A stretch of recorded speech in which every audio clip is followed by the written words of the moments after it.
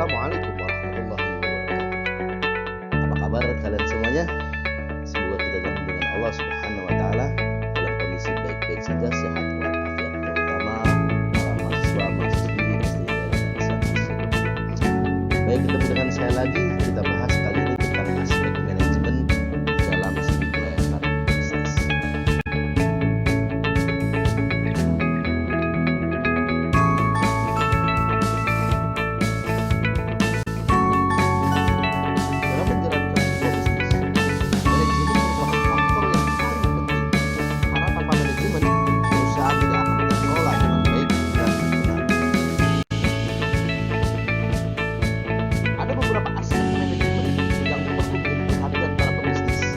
Yaitu kebijakan dan target tahunan, sumber dan struktur organisasi, produksi atau operasi dan SDM, budaya perusahaan, lingkungan sekitar, kemauan untuk mengubah restrukturisasi serta sistem organisasi. Baik, kita bahas persatu di sini. Baik, yang pertama kita bahas tentang annual objective policies. Annual objective meliputi target perusahaan dalam setahun, mekanisme evaluasi manajemen, prioritas pengembangan visi atau unit usaha. Yang penting dalam annual objective ini semua target harus measurable atau terukur, konsisten, reasonable, masuk akal, challenging atau menantang, clear secara jelas, understand dimengerti, timely harus tepat waktu, dan jelas harus variable dapat diverifikasi. Baik, yang kedua yaitu tentang resource and structure. Resource allocation berarti aktivitas manajemen yang memungkinkan untuk melakukan eksekusi strategi perusahaan. Resource allocation terbagi dari 4, yaitu financial resource, physical resource, human resource, dan technological resource. Kemudian organizational structure berarti bagaimana perusahaan membuat struktur perusahaan yang sesuai dengan strategi pengembangan usaha yang telah dibuat. Yang ketiga yaitu natural environment. Natural environment berarti aspek pengelolaan produksi dan operasional harus benar-benar memperhatikan lingkungan sekitar. Jadi perusahaan harus lebih mengedepankan CSR, corporate social responsibility. Yang selanjutnya yaitu resistant to change berarti perusahaan harus mampu menghilangkan kecepatan, ketidakpastian, ketidaknyamanan bagi karyawan dalam melakukan perubahan. Sebaliknya, perusahaan harus membangun perubahan adanya kepastian dan optimisme arah dan kemajuan perusahaan sehingga perubahan dicapai bisa lebih baik. Selanjutnya yaitu tentang production and human resource. Production and operation berarti bagaimana perusahaan membangun plant size, inventory control system, quality control, cost control, dan technological innovation. Sedangkan human resource meliputi pengelolaan sistem manajemen sumber daya manusia. Selanjutnya yaitu supportive culture. Supportive culture yaitu membangun value atau nilai-nilai filosofi bagi perusahaan agar menjadi panduan dalam melakukan aktivitas para karyawan dalam perusahaan. Yang selanjutnya yaitu restructuring. Restructuring berarti perusahaan diminta melakukan pengurangan atau penambahan size, bisa divisi, unit, level hierarki, atau tenaga kerja. Hal ini sering terjadi jika perusahaan sedang melakukan ekspansi, maka terjadi penambahan divisi, unit, level hierarki, atau tenaga kerja. Ini disebut dengan right sizing. Bisa sebaliknya, jika perusahaan merugi terus, maka dilakukan sebaliknya yaitu downsizing. Dan yang terakhir yaitu reward atau insentif.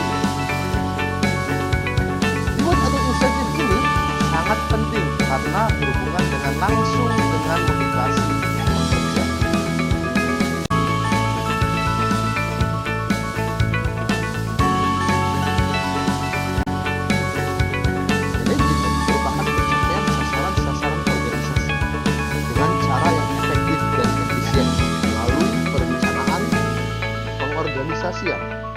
kepemimpinan, dan pengendalian sumber daya organisasi. Dalam rangka pencapaian sasaran atau tujuan suatu bisnis, tentunya melalui suatu proses manajemen yang meliputi 4 fungsi manajemen. Yang pertama, yaitu planning atau perencanaan usaha. Yang kedua, organizing atau pengorganisasian. Yang ketiga, actuating atau pengarahan. Dan yang terakhir, keempat adalah controlling atau pengendalian. Baik, kita akan bahas dari keempat fungsi manajemen tersebut.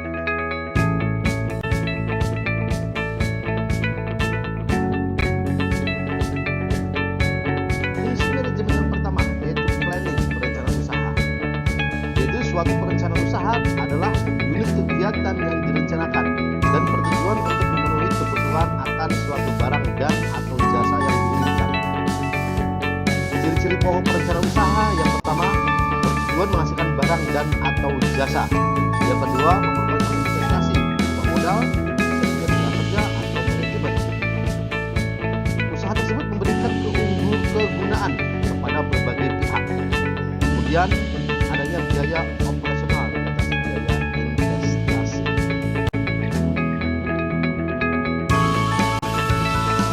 Yang kedua yaitu organizing atau pengorganisasian. Pengorganisasian adalah pengaturan setelah ada plan atau rencana. Dalam hal ini diatur dan ditentukan tentang apa tugas pekerjaan, macam atau serta sifat pekerjaan, unit-unit kerja pada bagian-bagian tertentu, tentang siapa yang akan melakukan, apa alat-alatnya, dan bagaimana pengaturan semua dan fasilitasnya. Dengan kata lain, setelah tujuan perusahaan tadi tentukan, perusahaan perlu merumuskan tindakan-tindakan yang akan dijalankan untuk mewujudkan berbagai tujuan tersebut. Dalam melaksanakan organisasi atau perorganisasian, ada 2 kegiatan yang penting yang harus dilakukan, yaitu yang pertama, menentukan bentuk atau struktur organisasi perusahaan. Yang kedua, menentukan wewenang, tugas, dan tanggung jawab setiap orang yang bekerja di perusahaan, terutama para manajernya.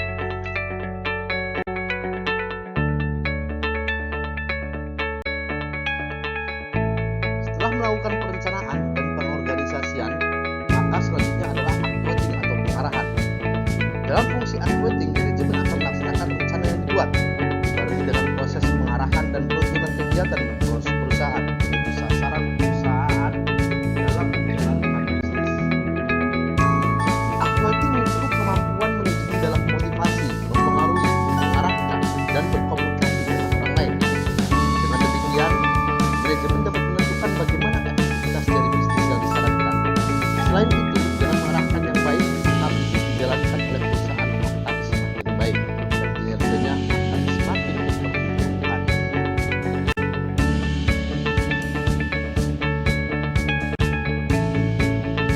Fungsi manajemen selanjutnya yang berkenaan dengan sumber layanan bisnis adalah fungsi pengendalian. Pengendalian sangat penting karena kita dapat mengetahui cara mengendalikan bisnis kita ke arah yang benar dan jelas, serta cara untuk mempertahankan bisnis kita dalam perusahaan. Pengendalian manajemen sendiri merupakan pengendalian yang dilakukan oleh pihak manajemen untuk mengorganisasi bagian-bagian perusahaan dan menggunakan bagian tersebut untuk mencapai tujuan yang telah ditetapkan. Sistem pengendalian manajemen diartikan sebagai suatu sistem yang membantu dan mendukung tercapainya tujuan pengendalian manajemen. Apabila dilihat dari mendalam lagi, maka posisi pengendalian internal termasuk bagian sistem performa pengendalian perusahaan dalam proses pengendalian dan perencanaan yang meliputi pengembangan, klarifikasi, dokumentasi sistem, dan prosedur serta pengembangan pengukuran sampai dengan pelaporan atau umpan balik.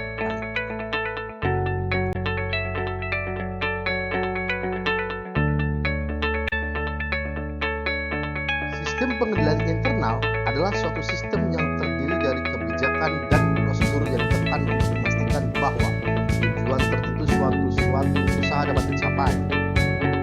Menurut American Institute of Certified Public Accountants, definisi dari sistem pengendalian internal adalah sistem pengendalian yang meliputi struktur organisasi dan semua metode serta ketentuan dalam berkoordinasi yang diambil oleh perusahaan untuk melindungi harta kekayaan serta memeriksa ketelitian dan seberapa jauh data akuntansi dapat dipercaya.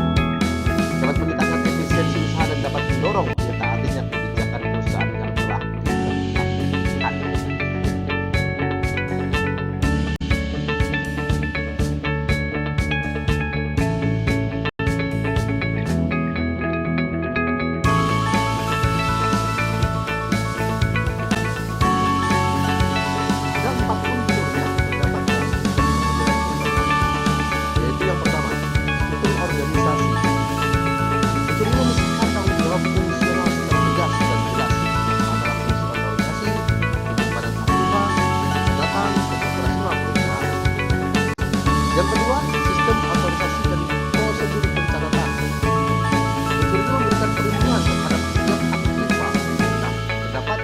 dan biaya perusahaan. Setiap transaksi yang terjadi harus diotorisasi oleh pihak tertentu yang harus bertanggung jawab atas transaksi yang dilaksanakan. Yang ketiga, praktik yang sehat. Unsur ini memberikan pembagian tanggung jawab dan sistem kewenangan serta prosedur pencatatan yang telah ditetapkan berjalan dengan baik dan benar. Beberapa contoh penerapan praktik yang sehat antara lain: yang pertama, bisa menggunakan rotasi jabatan. Yang kedua, memberikan cuti kepada karyawan. Yang ketiga, bisa mengecekkan fisik aktiva dengan catatan yang tersedia dan formulir yang lengkap. Yang keempat, memberikan pemeriksaan mendadak atau sidak. Yang kelima, satu bagian atau orang tidak boleh melakukan transaksi dari awal sampai akhir tanpa campur tangan pihak lain. Yang keenam, membentuk suatu unit yang bertugas mengecek efektivitas sistem pemberdayaan manusia.